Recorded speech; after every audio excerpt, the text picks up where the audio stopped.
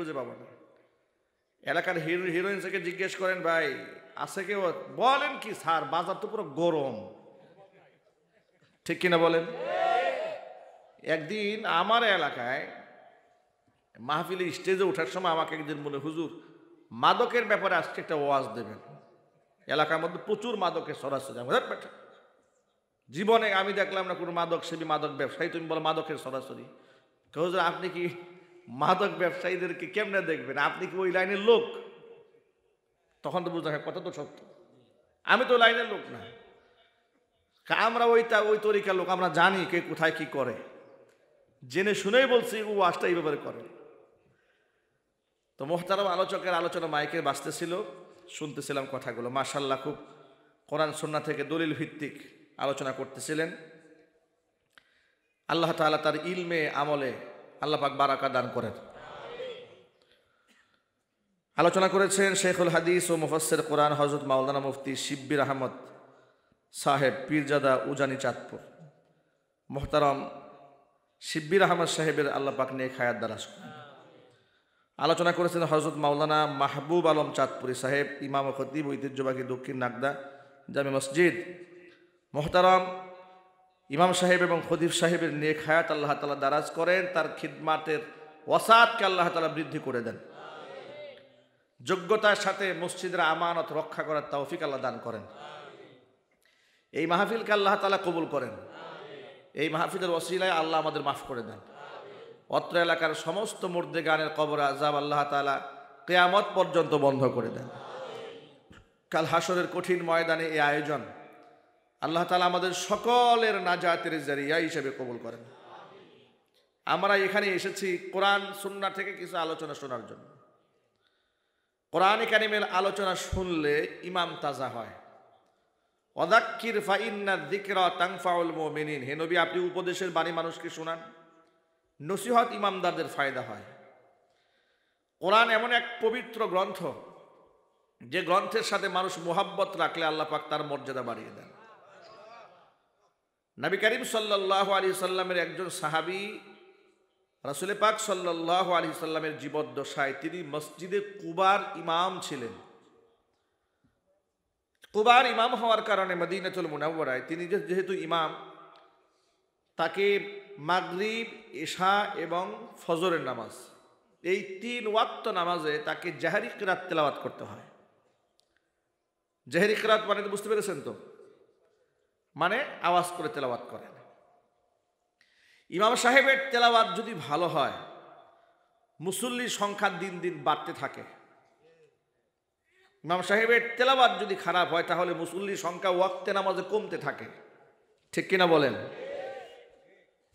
আমরা DIT project কেন্দ্রীয় জামে মসজিদ ঢাকা মেরুলবাড্ডা, সেখানেও আমি মোটামুটি লম্বা সময় 3-4 বছর, যে 3-4 বছর আমি বুটবাজার কেন্দ্রীয় জামে মসজিদে জুমার নামাজ পড়াতে পারিনি, ওই সময় মাসে 2 জুমা করে সে মসজিদে আমি নামাজ পড়াতাম। ওই মসজিদের যিনি ইমাম সাহেব, পাঞ্জেগানা ইমাম যিনি মাওলানা মঞ্জুরুল ইসলাম সাহেব, এত চমৎকার করে তেলাওয়াত করেন যে তার পেছনে ইশারের নামাজ পড়ার জন্য লোকেরা অন্য মহল্লা থেকে এই মসজিদে এসে নামাজ পড়ত।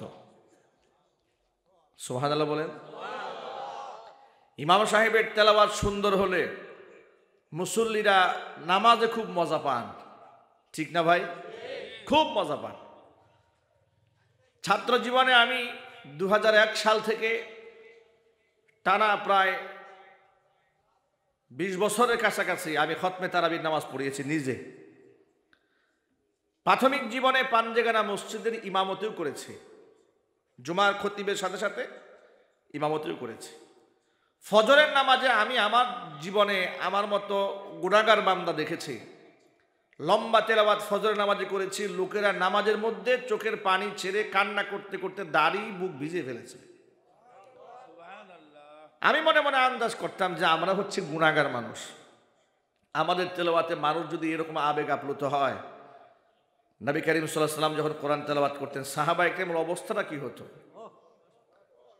এমনকি সাহাবীদের মধ্যে বিশিষ্ট সাহাবী আব্দুল্লাহ ইবনে মাসউদ রাদিয়াল্লাহু তাআলা আনহু খুব মাহির কোরআনে কারিমের তিলাওয়াতকারী ছিলেন, সুমিষ্ট কণ্ঠে তেলাওয়াত করতে পারতেন তিনি। হাত্তাকে আল্লাহর নবী নিজে মাঝে মাঝে আব্দুল্লাহ ইবনে মাসউদ রাদিয়াল্লাহু তাআলা আনহুর কণ্ঠে কোরআন শুনতেন। একটু জোরে বলতে হবে সুবহানাল্লাহ। কোরআন তেলাওয়াতের মজা কতটুকু হলে আল্লাহর নবী নিজে তার কাছ থেকে শুনতেন। ইকরা আলাইয়াল কোরআন, আমার কোরআন শোনাও। তিনি বলতেন আনা আকরাউ আলাইকাল কোরআন ওয়াল কোরআনু উনজিলা ইলাইক, হে রাসূল আমি আপনার কোরআন শোনাবো, কোরআন আপনার উপর নাজিল হয়েছে। হুজুর তখন বলতেন উহিব্বু আন আসমা আল কোরআন মিন গায়রি, আমি অন্যের কাছ থেকে কোরআন শুনতেও বড় পছন্দ করি। জোর আওয়াজে বলুন সুবহানাল্লাহ।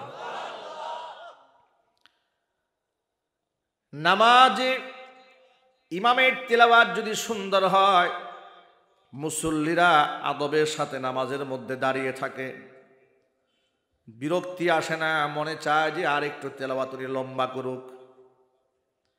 এবার আমি আপনাদের কাছে জানতে চাই, আপনারা বলেন তো সূরাতুল ইখলাস কি লম্বা সূরা না ছোট সূরা? ছোট্ট সূরা। ওই যে মসজিদে কুবার ইমাম প্রথম রাকাতে কোরআনের বিভিন্ন জায়গা থেকে সূরা তেলাওয়াত করেন, কিন্তু দ্বিতীয় রাকাতে সব নামাজের মধ্যে তিনি সূরা ইখলাস তেলাওয়াত করেন। এটাই ছিল তার দৈনন্দিন রুটিন। জোহরে, আসরে, মাগরিবে, এশায়। জোহর আসর তো শোনা যায় না, কিন্তু মাগরিব, এশা, ফজর তো শোনা যায়। উনি মাগরিব, এশা, ফজরেও দ্বিতীয় রাকাতে সূরা ইখলাস তেলাওয়াত করে। এখন মুক্তাদি যারা আছে তাদের একটা অভিযোগ যে আপনি আমাদের ইমাম সাহেব 30 পারা কোরআনে 114টা সূরা, এতগুলো সূরা, আপনি খালি দ্বিতীয় রাকাতে একের বাধ্যতামূলক সূরা ইখলাস তেলাওয়াত করেন, এটা কি চেঞ্জ করা যায় না ইমাম সাহেব? কি বলেন? মুক্তাদির এরকম অভিযোগ করে না অনেক সময়? সাহাবীদের মধ্যে কানা ঘুষা, মুক্তাদিদের মধ্যে কানা ঘুষা। ইমাম সাহেব তার সিদ্ধান্তে অনড় এবং অবিচল এবং অটল। তিনি বলেন না তেলাওয়াত চেঞ্জ হবে না, প্রথম সূরাটা চেঞ্জ হতে পারে, কিন্তু দ্বিতীয় রাকাতে সূরা ইখলাস ছাড়া আমি অন্য কোনো সূরা পড়বই না। কেন পড়বেন না আপনি? আমার মনে চাই তাই পড়ব না। অবশ্য আপনাকে পড়তে হবে। ইমাম সাহেব বললেন প্রয়োজনে আপনারা ইমাম চেঞ্জ করেন, কিন্তু আমার সূরা চেঞ্জ হবে না। সাহাবায়ে কেরাম অবাক হয়ে গেলেন, বলে কি ইমাম চেঞ্জ করতে বলতে সূরা চেঞ্জ করবে না?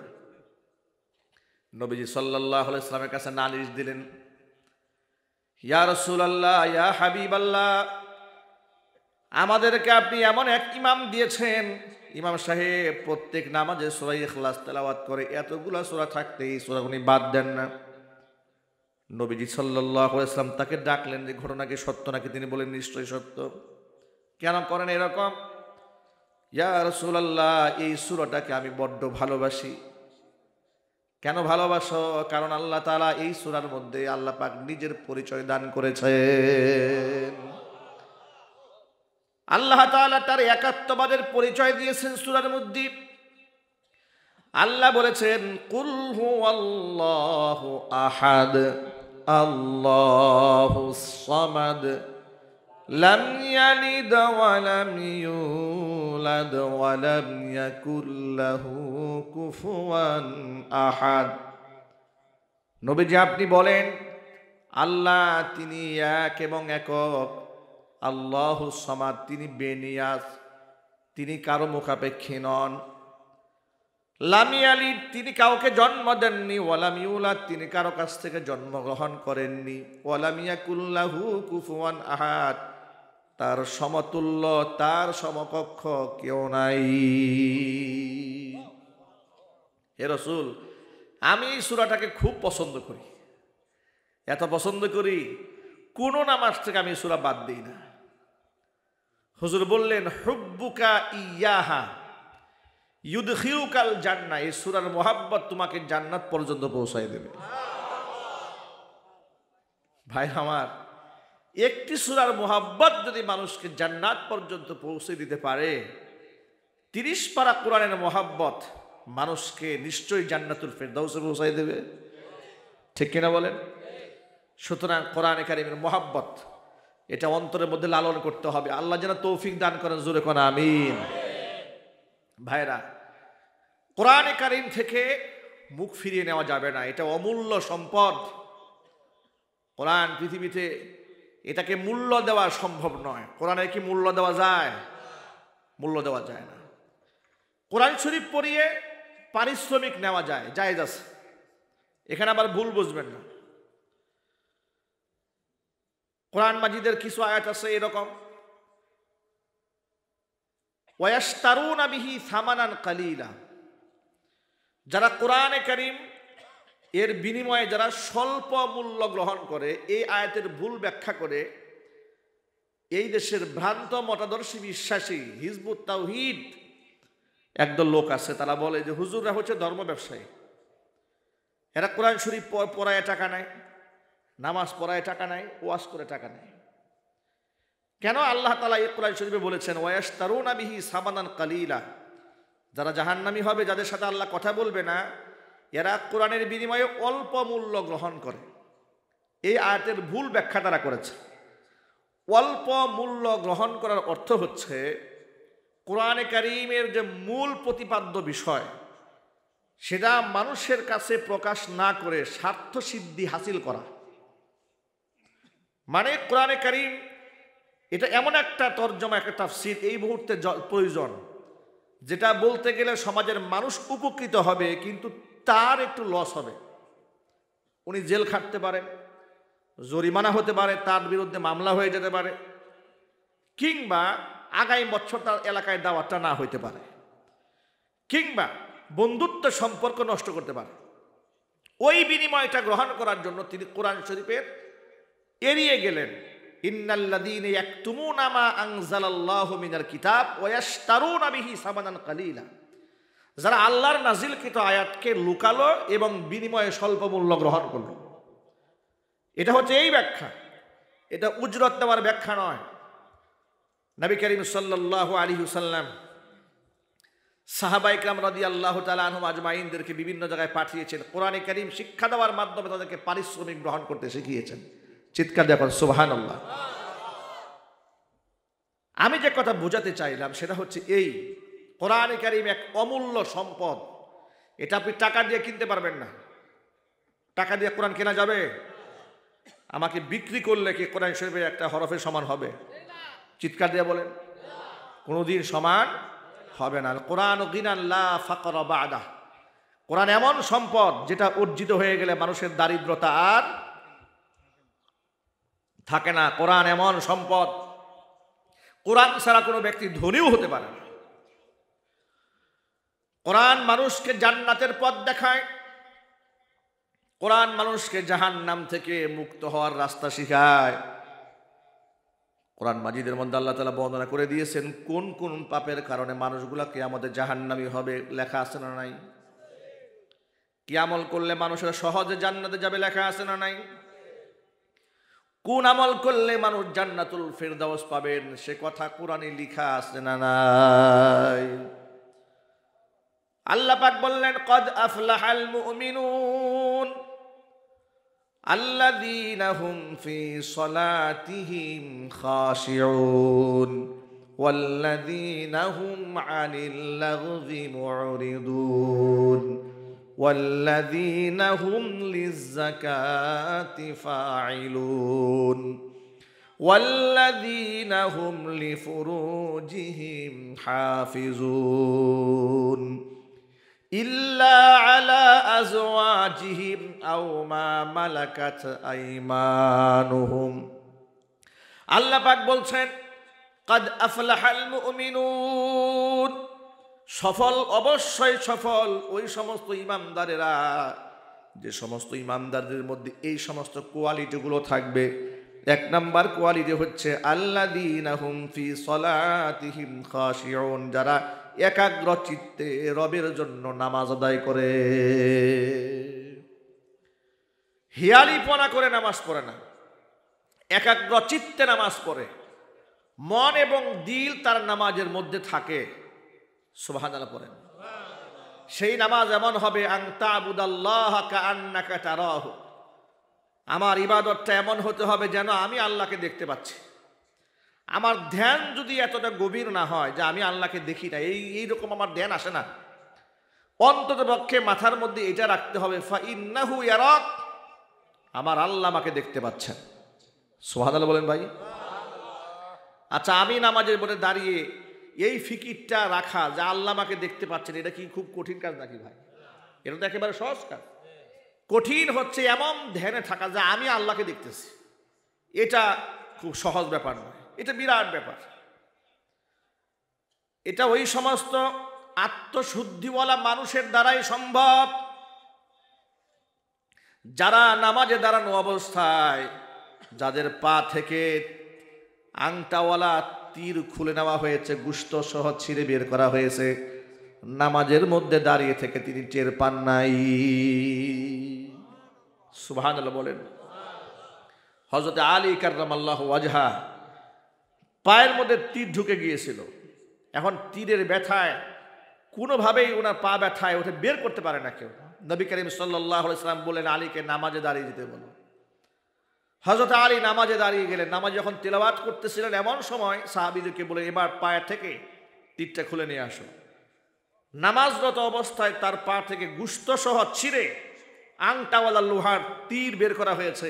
উনি নামাজে আহ শব্দ পর্যন্ত করেন নাই। চিৎকার দেখুন, আল্লাহু আকবার।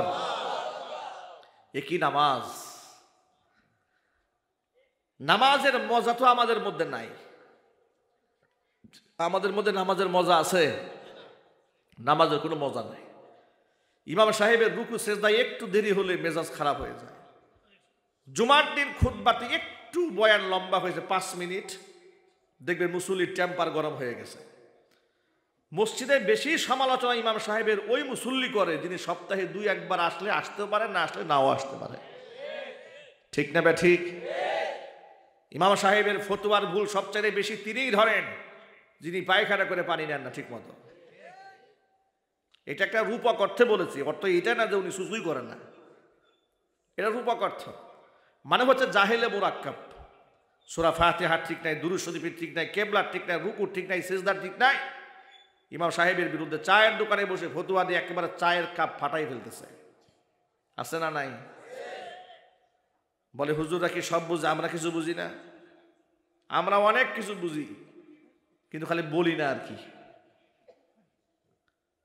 ভাইরা আমার, এমন সে নামাজ যে নামাজে দাঁড়িয়ে আব্বাদ ইবনে বিশর রাদিয়াল্লাহু তাআলা আনহু জিহাদের ময়দানে রাতের আধারে মুজাহিদদেরকে পাহারা দেওয়ার জন্য তাকে দায়িত্ব দেওয়া হয়েছে। তিনি দায়িত্ব নিয়েছেন। রাতের বেলায় যখন দাঁড়িয়েছিলেন, মনে মনে ভাবলেন, একাকী দাঁড়িয়ে আছি, দাঁড়িয়ে না থেকে এই সময়টা নামাজের মধ্যে কাটিয়ে দেই। তারা সুযোগ পেলে নামাজ পড়তেন, আমরা সুযোগ পেলে গার্লফ্রেন্ডের সাথে কথা বলি। ঠিক না ভাই? যুবকেরা এটা বুঝবে ভালো। সুযোগ পেলে অবসর সময় গার্লফ্রেন্ডের সাথে তারা কথা বলবে, মোবাইলে চ্যাট করবে, অন্যায় ভিডিওগুলো দেখবে, নানা রকমের কাজ করবে। আব্বাদ ইবনে বিশর রাদিয়াল্লাহু তাআলা আনহু তিনি বললেন যে সবাই তো ঘুমায় আছে, আমি জেগে আছি, দাঁড়িয়েই তো আছি, তো নামাজে দাঁড়িয়ে থাকে, নামাজে দাঁড়িয়ে আছে। শত্রু দূর থেকে টার্গেট করেছে, মানুষ নাকি গাছ, খুব একটা দূর থেকে দেখা যাচ্ছে না, এটাকে আন্দাজ করার জন্য দূর থেকে একটা তীর মেরে দিয়েছে। নামাজরত অবস্থায় তীরটা দেহের মধ্যে লেগে এক পাশ থেকে আরেক পাশ থেকে বের হয়ে গিয়েছে। হাতের এক সাইড থেকে ঢুকেছে, আরেক পাশ থেকে বের হয়ে গেছে। এত জোরে তীরটা এসে লেগেছে। নামাজ ছাড়েন আল্লাহর বান্দা। আল্লাহু আকবার বলেন। এ কি নামাজি? খুশু খুজু কাকে বলে? আর আমাদের খুশু খুজু। নামাজের মধ্যে তিনি সূরা আর রহমান তিলাওয়াত করতেছিলেন। আর রহমান আল্লামাল কুরআন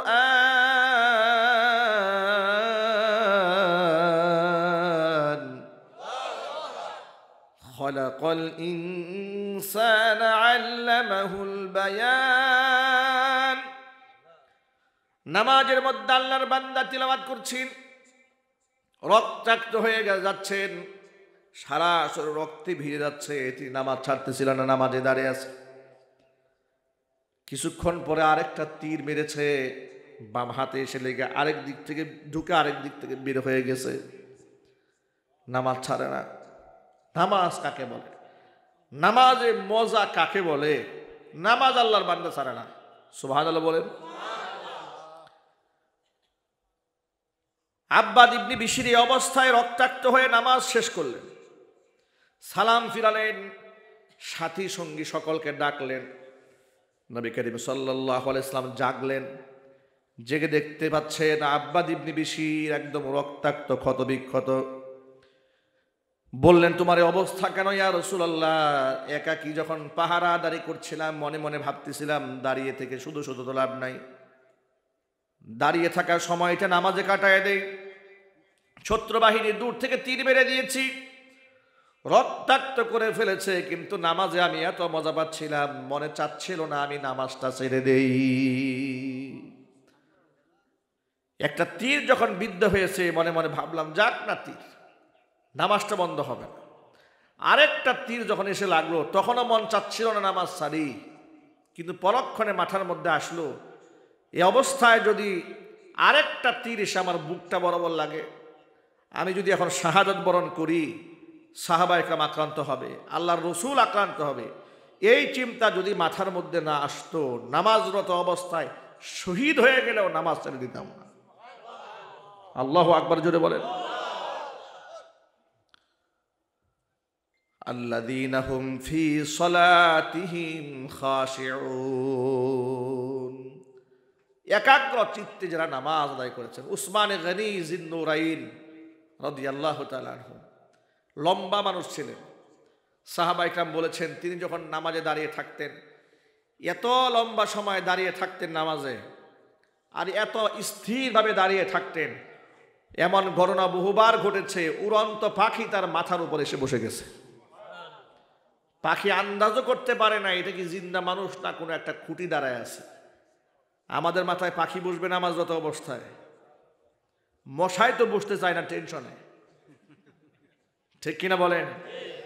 যে এমন মুসল্লি প্রয়োজনে নামাজ পরে পড়বে, আমাকে ইচ্ছা মতো পিটাই নেবে আগে, মাসি বসতে চায় না আমাদের গায়ে, তার উপর পাখি বসে গেছে। এই জন্য নামাজ অত্যন্ত খুশুর সাথে আদায় করতে হবে, বলেন ইনশাআল্লাহ। নামাজের ব্যাপারে আমাদের উদাসীনতা চরমে। ওয়াজ মাহফিলে দেখবেন কিছু শ্রোতা এরকম আছে যে হুজুর অনেক লম্বা ওয়াজ করেন, কোনো অসুবিধা নেই, সারা রাতও যদি ওয়াজ করেন ওয়াজ শুনবে, কিন্তু নামাজটা পড়বে না। এরকম মুসল্লি নাই এলাকায়? আরো যদি বলেন, নামাজে আসবে না। রংপুরে সদরে সম্ভবত গত বছর এক মাহফিলে গেলাম, ইমাম সাহেব আমাকে বললেন যে হুজুর, আমাদের এলাকার মুসল্লিদের অবস্থা খুব করুণ। আমি এমন এক কপাল পুরা ইমাম, ফজরের নামাজে আমি ইমাম, আমি মুক্তাদি, আমি মুয়াজ্জিন। এটা শুনে আমি একটু হতবাগী হলাম যে এটা কি সম্ভব নাকি। বলে হুজুর, এটা একদিন আর দুদিনের কথা নয়, এটা বছরের পর বছর ইতিহাস। এমন বহুবার হয়েছে যে আমি ইমাম, আমি মুয়াজ্জিন, আমি একামত দেই, আমি নামাজ পড়াই। একামত দেওয়ারও লোক পিছনে একটাও নাই, মানে আলাদা মুয়াজ্জিন নেই, গ্রামের মসজিদ তো। এই হলো তাদের অবস্থা। অথচ একটি মুসলিম দেশ, মুসলিম কান্ট্রি, নামাজ কায়েম নাই। আগামীতে বাংলাদেশের মানুষ একটা স্বপ্ন দেখতেছে এই রাষ্ট্র নিয়ে, দেশ নিয়ে। এদেশে তো বহুত রাজনীতিবিদদের উত্থান হয়েছে, পতন হয়েছে। আমরা তো দেশ বিদেশ ঘুরে বেড়াই, 64 জেলায় আমাদের প্রোগ্রাম চষে বেড়ায়। সবাই আমাদেরকে এক কথা বলে, হুজুর আপনারা এক হয়ে যান, আমরা আপনাদের সাথে আছি। সুবহানাল্লাহ বলবেন না? এই কথাটা আমাদের কাছে ভালো লাগে। আমি যদি রাজনৈতিক কোনো দলের নেতা কর্মী না, কিন্তু এই যে মানুষ যে চাচ্ছে যে হুজুররা এক হয়ে যাক, আলেমরা এক হয়ে যাক, আমরা হুজুরদের সাথে আছি, এটা কিন্তু বিরাট একটা গ্রিন সিগন্যাল ইসলামের বিজয়ের জন্য, ঠিক কিনা বলেন? ইসলাম বিজয়ের এটা কি সিগন্যাল? গ্রিন সিগন্যাল, একটা ভালো একটা সাইন। আর এই চিন্তায় কিন্তু এই দেশে বামপন্থী কিছু নেতৃবৃন্দের মাথা কিন্তু নষ্ট হয়ে গেছে। আওয়ামী জাহিলিয়াতের সময় কিছু লোক ছিল, যেমন হাসানুল হক ইনু, রাশেদ খান মেনন, ঠিক না ভাই? বড় বড় আল্লাহর ওলি, দরবেশ কুতুবি রব্বানি মাহবুবে সুবহানি, আছে না নাই?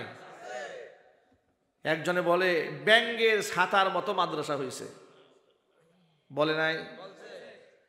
হেফাজতিরা জঙ্গি, ইনু সাহেবের কথা বলে নাই? বলেছে। এমনকি ওই যে এক মহিলা মারা গেল কয়েকদিন আগে, মতিয়া চৌধুরী, উনি বলেছিলেন রাজনীতির মাঠ থেকে ধর্মের কালো ছায়াটা মুছে ফেলা হয়। নাউজুবিল্লাহ জোরে বলেন। আল্লাহর বান্দি দুনিয়া থেকে চলে গেছেন, বক্তব্য শুনলে আমরা বুঝতাম না উনি কি আসলে পুরুষ না মহিলা, এত তেজ, ঠিক না ভাই? সেই চেতা যখন বক্তব্য দেওয়া শুরু করেন, ধার ছিল বড় মারাত্মক। ইউনিভার্সিটি যখন পড়তো তারা, তখন তারা বাম রাজনীতি করত। বাম রাজনীতি যারা করে আমি এটা বুঝি না, এগুলো দেখব অধিকাংশ খুব মেধাবী। তখন আবার হাদিস থেকে ব্যাখ্যাও পাই যে মেধাবী ঠিক আছে, আবু জেহেল তো মেধার কম ছিল না। কি বলেন আপনারা? আপনাদের কি মনে হয় যে আবু জেহেল খুব ব্যাককল ছিল, অশিক্ষিত মূর্খ বর্বর ছিল? না, আবু জেহেল অশিক্ষিত মূর্খ ছিল না। আবু জাহালের উপাধি ছিল আবুল হিকাম, বুদ্ধির বাবা, পণ্ডিতদের পণ্ডিত। এলাকায় কিছু বুদ্ধিজীবী থাকে না ভাই, তো সব লোকেরা এর কাছে বুদ্ধি ধার করে। এক লোক আমাকে একদিন দুষ্টামি করে বলে, হুজুর আমার এত বুদ্ধি, এই বুদ্ধি নিয়ে যারাই ছিল তারাই ফকির হইছে। তা আবু জেহেল আবুল হিকাম ছিল তার উপাধি, মানে জ্ঞানীদের বাবা। কিন্তু একমাত্র ধর্ম ইসলাম সত্যকে অস্বীকার করার কারণে নবী করিম সাল্লাল্লাহু আলাইহি ওয়াসাল্লাম তার উপাধি দিয়েছেন আবু জাহাল। সে আবুল হিকাম থাকতে পারে নাই, সে হয়ে গেছে মূর্খদের বাবা, ঠিক কিনা বলেন? তো এই যে মতিয়া চৌধুরী, শাহরিয়ার কবির, মুনতাসির মামুন, হাসান ইমাম, কি সুন্দর সুন্দর নাম, এক একটা নাম শুনলে মনে হয় বেহেশত থেকে আসছে সবগুলাই। কর্ম দেখলে মনে হয় যে এরা যদি দেশে থাকে শয়তান থাকার দরকার নেই। কথা ঠিক নেবে? ঠিক। কর্ম দেখলে মনে হয় এরা থাকলে দেশে আর শয়তান থাকার দরকার নেই। তো এদের তো একটা বিরাট পতন আল্লাহ তাআলা এই দেশে আমাদের হাতেই করিয়েছেন, বলেন আলহামদুলিল্লাহ। এই যে আমাদের সন্তানরা, ইয়াং জেনারেশন, তরুণ প্রজন্ম, যাদের আচরণে আমরা একসময় হতাশ ছিলাম, এই যে টিকটক, এই ফেসবুক, এই লাইকি অ্যাকাউন্ট, এই সমস্ত আজে বাজে কন্টেন্ট ক্রিয়েটর, এগুলা দেখে আমরা হতাশ হয়ে যাচ্ছিলাম। কিন্তু এই তরুণ প্রজন্ম এভাবে ঘুরে দাঁড়াতে পারবে, আল্লাহর কসম আন্দাজও করতে পারিনি আমরা। আমি যেদিন দেখতেছিলাম বিশ্ববিদ্যালয়ে ছেলেরা রাস্তায় নেমে মিছিল করছে, সাবিলুনা সাবিলুনা আল জিহাদ আল জিহাদ, আমি বাড়ির ব্যালকনিতে দাঁড়ায় আছি, মোবাইলে নিজ হাতে এই ভিডিওটা ধারণ করলাম, ক্যামেরাতে জুম করে ধারণ করলাম। দেখি টুপি দাড়িওয়ালা একটাও না। বিশ্ববিদ্যালয়ের ছেলেরা স্লোগান দিচ্ছে সাবিলুনা সাবিলুনা আল জিহাদ আল জিহাদ, চিৎকার যখন আল্লাহু আকবার। এটা জুলাই আগস্টের বিপ্লবে একদিন আর দুদিনের ঘটনা নয়। কলেজ ইউনিভার্সিটির ছেলেরা, মেয়েরা পর্যন্ত রাস্তায় নেমে স্লোগান দিয়েছে সাবিলুনা সাবিলুনা আল জিহাদ আল জিহাদ। বিশ্ববিদ্যালয়ের ছেলেরা কালেমা খচিত পতাকা নিয়ে রাস্তাঘাটে মিছিল করেছে, নারায়ে তাকবীর আল্লাহু আকবার স্লোগান দিয়েছে। আবেগে আমাদের চোখ থেকে অঝর দ্বারায় পানি ঝরেছে যে আল্লাহু আকবার তাকবীরের স্লোগান আমাদের মাহফিলে দেওয়া হয়েছে বিধায় মাহফিল তারা বন্ধ করে দিয়েছে। কথা বলেন ঠিক কিনা বলেন? জিহাদ শব্দ উল্লেখ করলে আমাদেরকে তারা জঙ্গি ট্যাগ লাগিয়ে দিয়েছে। কোন জিহাদি বই ঘরের মধ্যে রাখতে দেয় নাই আওয়ামী জাহিলিয়াতের সময়ে। ফাজাইল আমল, ফাজাইলে সদাকা, তবলিগের বই ঘরে পাওয়া গেছে, ওটারও জিহাদি বই বানায় লোকের নামে মামলা দিয়া জেলখানার মধ্যে ঢুকিয়ে দিয়েছে। এমন হাজার ঘটনা এই বাংলাদেশে আছে না নাই? যে দেশে জিহাদ শব্দ মুখে আনা যায় না, দেশের হুজুররা পর্যন্ত জিহাদ ভুলে গেছে। অধিকাংশ বক্তারা ওয়াজ করে মাটির নিচে আর আসমানের উপরে, দুনিয়ার কোনো ওয়াজ নাই, দুনিয়ার যত কর্মকাণ্ড নিয়ে সব ভুলে গেছে। এই হুজুর দেশে আছে না? কথা বলে না ভাই? কম না বেশি? এই রকম হুজুরের সংখ্যা বেড়ে গেল, প্রতিবাদী আলেমের সংখ্যা কমে গেল। যারা প্রতিবাদ জানাচ্ছিলেন, যারা খুব বিদগ্ধ প্রতিবাদী যারা ছিলেন, শেষ কাতারে, তাদের ওই কাতারে আল্লাহ পাকের এই নগণ্য বান্দা আমিও ছিলাম। আমাকে তারা জঙ্গি বানিয়েছে, জামাত শিবির বানিয়েছে, টেরোরিস্ট বানিয়েছে, উগ্রবাদী বানিয়েছে, বানিয়ে 3-4টা মামলার আসামি বানাইছে। মাহফিলে স্টেজ থেকে ধরে নিয়ে গিয়ে মামলা দিয়েছে, পকেটে ককটেল বোমা পাওয়া গেছে। অপরাধ হচ্ছে আওয়ামে জাহিলিয়াতের সময় ওদের অপকর্ম যেগুলা কোরআন হাদিসের বিরুদ্ধে যায়, আমরা সেগুলা তুলে ধরেছি। ওদের রাজনৈতিক অপকর্মের বিরুদ্ধে আমরা কথা বলি নাই, যেহেতু আমরা রাজনীতিবিদ নই। ধর্মীয় অপকর্মের বিরুদ্ধে কথা যারা যা বলেছে সেগুলোর বিরুদ্ধে আমরা প্রতিবাদ জানিয়েছি। কথা বলতে হবে, ঠিক কিনা? কোন আলেম রাজপথে নেমে মিছিল করেছে এই কথা বলে যে ওরা হাজার হাজার কোটি টাকা বিদেশ পাচার করেছে, এই কথা বলেছে? কথা জুড়ে বলেন। ওরা নিজেরা কুক্ষিগত করেছে ক্ষমতাকে, এগুলা বলেছে? বলে নাই। যখন দেখেছে শরীয়ত বিরোধী কাজ করেছে, রাস্তায় রাস্তায় মূর্তি বানাতে চেয়েছে, আলেমরা বাধা দিয়েছে। মুসলমানদের চিরন্তন শত্রু নরেন্দ্র মোদীকে দেশে এনে লাল গালিচা সংবর্ধনা দিয়ে স্বামী স্ত্রীর সম্পর্ক জোরদার করতে চেয়েছে, আলেমরা বাধা হয়ে দাঁড়িয়েছে। ঠিক না ঠিক?